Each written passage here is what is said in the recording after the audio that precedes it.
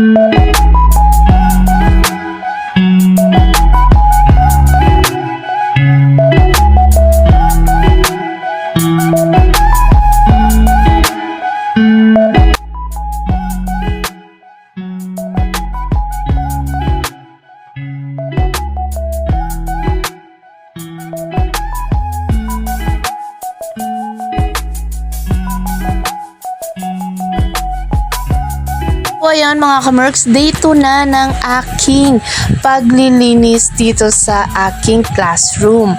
Ayan, so ngayon kasama ko na po ang aking husband para siya po yung magdidikit ng aking mga ikakabit dyan sa aking harapan ng aking classroom, sa pader ng aking classroom. So ayan, dahil ako po ay hindi pwedeng mag-akyat baba dahil po ako ay pregnant. Ayan, kaya sinamahan na ako dyan ng aking asawa. Thank you my dear. Okay, so ayan, sa unang side ng aking classroom, so nilagay niya yan. Ayan, so ako taga-tingin lang kung saan ilalagay, taga-sabi. So ayan, dito na siya sa kabilang side ng kabilang side na dito sa harapan ng aking classroom. So dito may pinakabit din ako, may pinadikit. Ayun, so yung aking reminders. Ayan, at ang aking pinakabit ko din ng aking classroom agreements at yung mission vision ng aming school. Ayan, so dyan ko pinakabit sa kanya. Ayan, so kung makikita nyo, siya lahat yung nagkabit dyan. Kaya thank you talaga my dear, at ako ay iyong tinulungan. Kasi kung hindi lang ako pregnant, kayang-kaya ko kahit ako mag-isa. Okay, so ayan. So sa ilalim niya ng aming philosophy, mission, and vision. So ayan, kailangan alam din ng mga bata yan kung ano ang mission, vision ng aming eskwelahan. Okay, so ayan, malapit nang matapos ang aking paglilinis at pagdedecor sa aking classroom. So ito nga pala ang grade 6 Lotus. Ayan.